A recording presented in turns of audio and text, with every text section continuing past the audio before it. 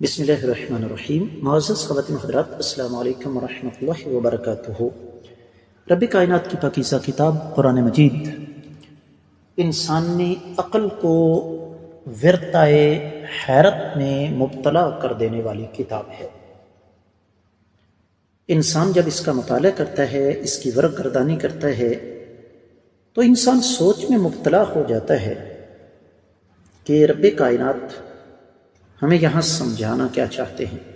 غور و فکر کرنے کے بعد پھر بے اختیار اس کی زبان سے اللہ تعالیٰ کی تعریف کے کلمات جاری ہو جاتے ہیں۔ آج کا ہمارا قرآن مجید کا سبق اسی سلسلے کی ایک کڑی ہے کہ رب کائنات نے انسان کی تخلیق کے مراحل ہمارے سامنے رکھے اور اس کے فوراً بعد ساتوں آسمانوں کی پیدائش کا تذکرہ کر دیا، ساتوں آسمانوں کی تخلیق کا تذکرہ کیا۔ کیوں؟ یہ سب کچھ جاننے کے لیے ہمیں سب سے پہلے قرآن مجید کی آیت مبارکہ تلاوت کرنا ہوگی، اس کے بعد پھر ہم انشاءاللہ اختصار کے ساتھ ترجمے اور تفسیر پر غور کریں گے۔ رب کائنات ارشاد فرماتے ہیں: وَلَقَدْ خَلَقْنَا فَوْقَكُمْ سَبْعَ طَرَائِقَ وَمَا كُنَّا عَنِ الْخَلْقِ غَافِلِينَ وَلَقَدْ خَلَقْنَا فَوْقَكُمْ سَبْعَ طَرَائِقَ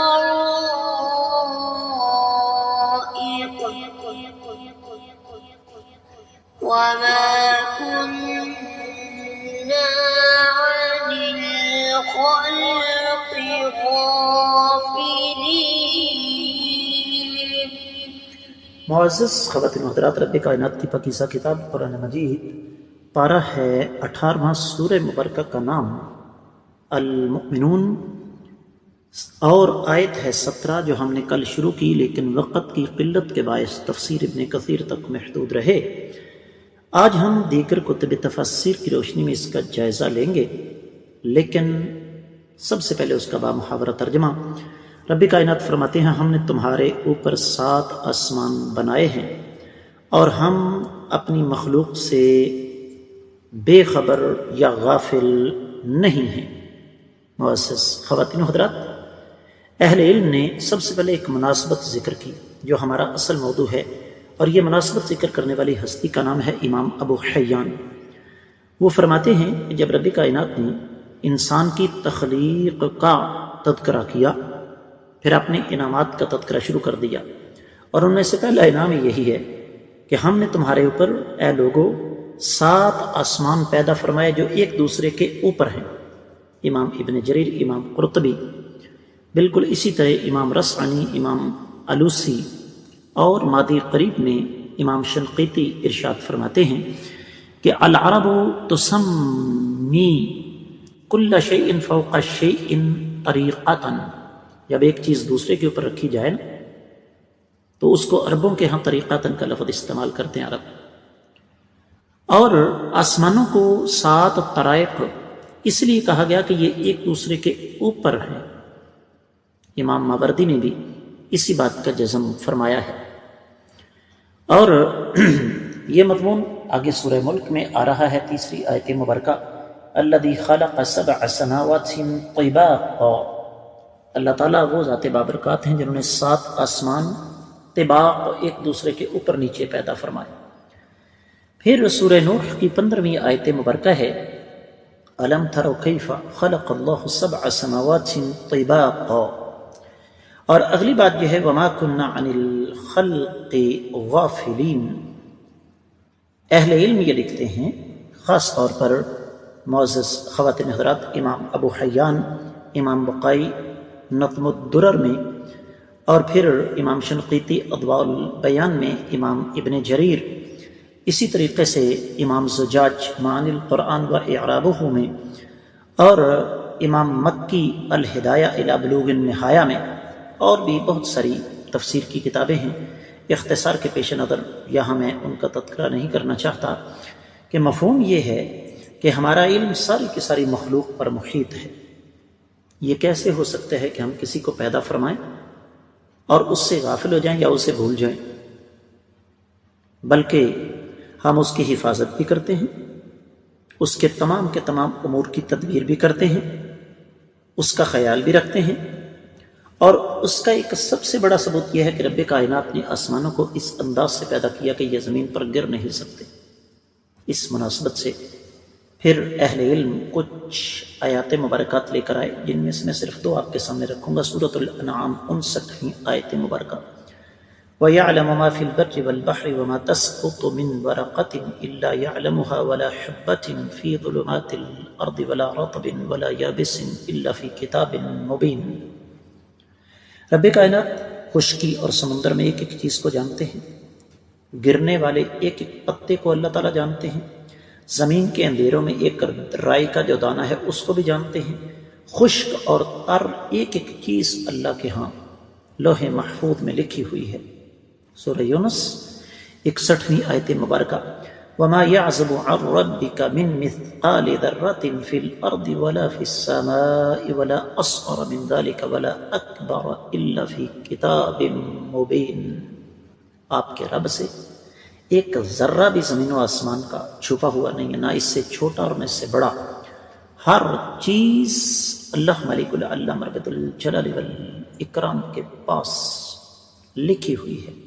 ایک اور آیت مبارکہ سن لیجیے، سورہ ہود کی 6 آیت مبارکہ ہم پیچھے پڑھ کے آئے ہیں، وَمَا مِن دَابَّةٍ فِي الْأَرْضِ إِلَّا عَلَى اللَّهِ رِزْقُهَا وَيَعْلَمُ مُسْتَقَرَّهَا وَمُسْتَوْدَعَهَا كُلٌّ فِي كِتَابٍ مُبِينٍ۔ زمین میں چلنے والا کوئی چھپایا ایسا نہیں جس کا رزق اللہ کے ذمہ نہ ہو۔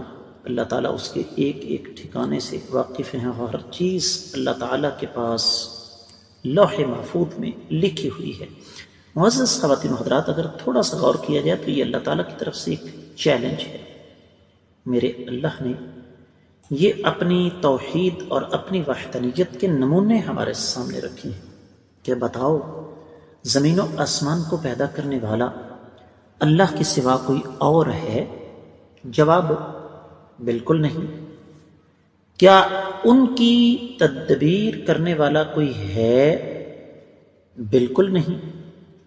یہی وجہ ہے کہ حافظ صلاح الدین یوسف رحمہ اللہ نے تفسیر احسن البیان میں یہ لکھا کہ طرائق طریقتن کی جمع ہے، اس سے مراد آسمان ہے، اور پھر فرماتے ہیں کہ طریقہ بے معنی راستہ ہے، یعنی آسمان فرشتوں کے آنے جانے اور ستاروں کی گزرگاہ ہے، اور یہاں خلق سے مراد مخلوق ہے، یعنی ہم آسمانوں کو پیدا کر کے زمینی مخلوق سے غافل نہیں ہو گئے، ہم نے آسمانوں کو زمین پر گرنے سے بچا رکھا تاکہ مخلوق ہلاک نہ ہو۔ اور زمین و آسمان کی ایک چیز جو ہے وہ اللہ تعالیٰ کے قبضہ قدرت میں ہے۔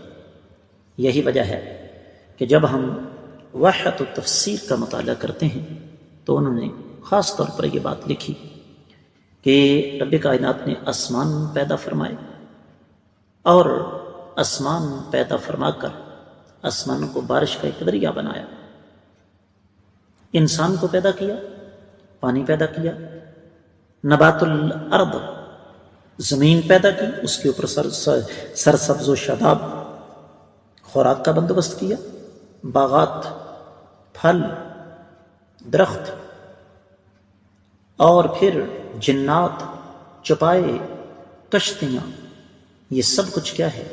اللہ ملک العلم رب الجلال والاکرام کی قدرت کاملہ کی علامات۔ اور یہاں پر ایک جملہ لکھا ہوا ہے، میں عربی میں نقل کرنا چاہوں گا، والقرآن الکریم یذکر دائما خلق السماوات بعد خلق الانسان، کہ قرآن ہمیشہ انسان کی تخلیق کے تذکرے کے بعد آسمانوں کا تذکرہ ضرور کرتا ہے۔ اور پھر یہاں پر ایک اور بات کی وضاحت کی گئی ہے کہ لفظ آسمان قرآن مجید میں رب کائنات نے مختلف معانی کے لیے استعمال کیا۔ فرمایا والسماء بنیناها بأید وإنا لموسعون، سورۃ الذاریات کی 47ویں آیت مبارکہ ہے۔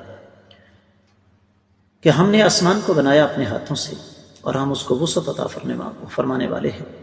سورۃ البقرہ 22ویں آیت مبارکہ، الذی جعل لکم الارض فراشا والسماء بناء، اللہ تعالیٰ وہ ذات ہے جنہوں نے تمہارے لیے زمین کو بچھونا بنایا اور آسمان کو چھت بنا دیا۔